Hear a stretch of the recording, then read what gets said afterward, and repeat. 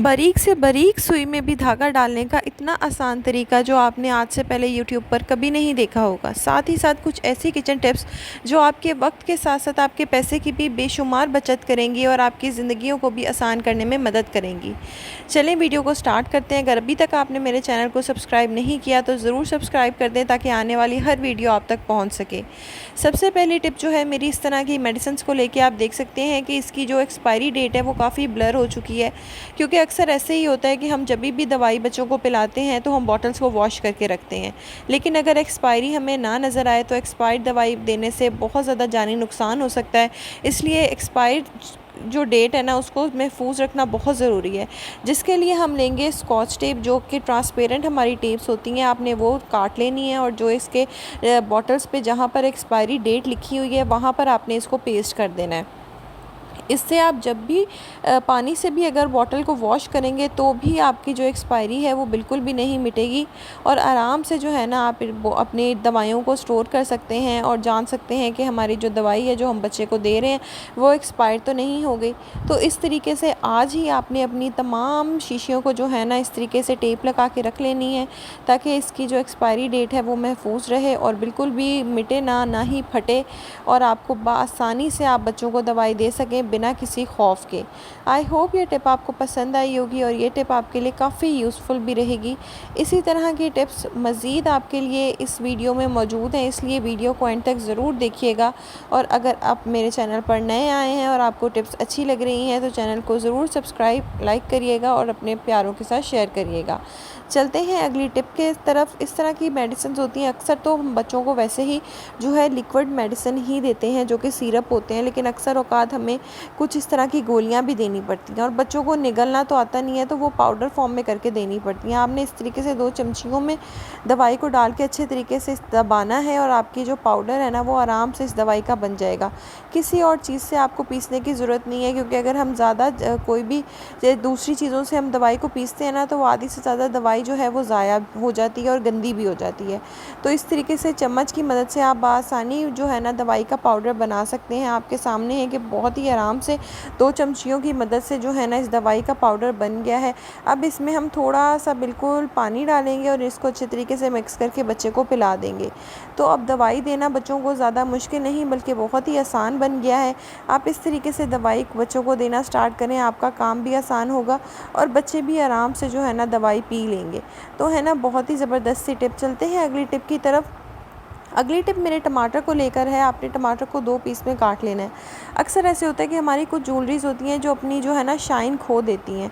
आपने जो भी आपकी ज्वेलरी हो, चेन हो, रिंग हो, इयररिंग्स हो, आपने इस तरीके से टमाटर के बीच में उसको फंसाना है और इसके ऊपर ना आपने दूसरा हिस्सा टमाटर का रख के इसको बंद कर देना है। कुछ सेकंड्स के लिए आपने इसको बंद करना है और हल्का सा आपने फिर उसको रगड़ लेना है।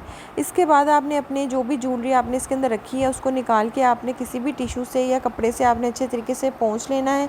पानी से आपने नहीं धोना। और आप देख सकते हैं कि मैंने पोंछ लिया है और इसकी जो शाइन है वो कितने अच्छे से वापस आ गई है। तो बाज़ार से जाके महंगी अपनी ज्वेलरी को पॉलिश कराने की ज़रूरत नहीं है, बल्कि इस तरीके से टमाटर की मदद से आप अपनी जो ज्वेलरी है उसकी चमक दमक को वापस बआसानी और बड़े ही आराम से लेकर आ सकते हैं। वक्त की भी बचत है और पैसों की भी बचत है। तो है ना बहुत ही मज़ेदार टिप। तो आज ही आप अपनी पुरानी ज्वेलरी को नया कर सकते हैं। चलते हैं अगली टिप की तरफ। इस तरह से हमारे जो डॉक्टर होते हैं अक्सर औकात ख़राब हो जाते हैं और हम उनको फेंक देते हैं, लेकिन इसको फेंकना नहीं है बल्कि ये बहुत अच्छा हमारा मोबाइल स्टैंड बन जाता है। अक्सर ऐसे होता है कि बच्चे मोबाइल यूज़ कर रहे होते हैं, साथ साथ कोई ना कोई खाना खा रहे होते हैं, कुछ ना कुछ कर रहे होते हैं, तो उनसे मोबाइल पकड़ा नहीं जाता। तो इस तरीके से ये जो है ये हमारा बहुत बेहतरीन सा मोबाइल स्टैंड बन के रेडी हो गया है। अब बाज़ार से महंगे मोबाइल स्टैंड ख़रीदने की ज़रूरत नहीं है, बल्कि घर में ही पुराने अडॉप्टर्स को इस्तेमाल करें और इस तरह के दिलचस्प अपने जो है ना मोबाइल के स्टैंड बना लें। आप देख सकते हैं कि आराम से मोबाइल जो है वो ऑपरेट भी हो रहा है, मूवेबल भी है, आप आराम से इसको मूव भी कर सकते हैं और आराम से बच्चे जो है ना इस पे मोबाइल को रख के मोबाइल देख सकते हैं। एक तो उनकी आई साइट भी इस तरीके से ख़राब नहीं होगी क्योंकि आप एक स्पेसिफिक डिस्टेंस पे रखिएगा। अब चलते हैं अपनी अमेजिंग टिप की तरफ जो कि है दर्जियों के लिए, दर्जनों के लिए, या जो बुज़ुर्ग हो जाते हैं या बड़ी औरतें जो होती हैं जिनको धागा डालने में मुश्किल आती है। सुई में धागा डालना वाक़ई ही मुश्किल काम होता है, लेकिन आज मेरी इस टिप्स के बाद आपके लिए ये काम आसान होने वाला है। सुई में धागा डालना बहुत ही आसान होने वाला है। आपने एक टेप ले लेनी है, उसका एक छोटा-सा टुकड़ा काट लेना है और इस तरीके से ना आपने उसके ऊपर जो है ना थोड़ा-सा धागा जो है ना वो आपने इस तरीके से चिपकाना है।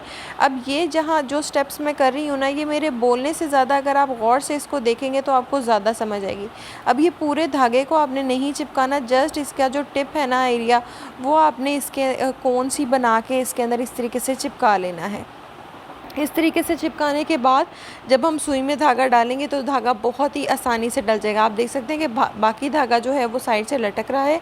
नीचे वाली जो टेप है अब हम उसको कट कर देंगे ताकि वो हमें डिस्टर्ब ना करे।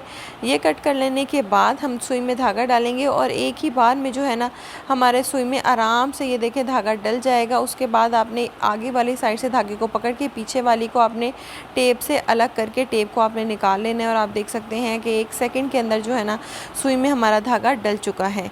इसके साथ अगर आपके पास टेप अवेलेबल नहीं है तो सुई में धागा डालने का एक और भी बहुत ही सिंपल और आसान मेथड है। जो चीज़ें आपके घर में ही मौजूद है वो है एक पेपर। जी हाँ, बच्चों की कॉपियाँ पड़ी होती हैं, आपने एक पेपर ले लेना है और उसमें आपने ना उसको इस तरीके से कोन शेप में फ़ोल्ड कर लेना है।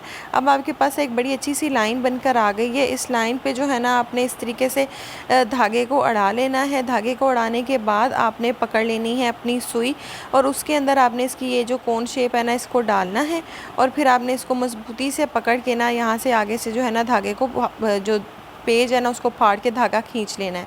अब देखें 1 सेकंड के अंदर इस मेथड से भी हमारी सुई में धागा डल गया है। तो अब बारीक से बारीक सुई में भी आप आसानी धागा डाल सकते हैं और आपको बिल्कुल भी मुश्किल दरपेश नहीं होगी। आई होप आज की वीडियो आपको पसंद आई होगी और आपके लिए यूज़फुल रही होगी। इसी के साथ आपसे इजाज़त लेती हूँ, मिलेंगे नेक्स्ट वीडियो में। तब तक के लिए अल्लाह हाफ़िज़।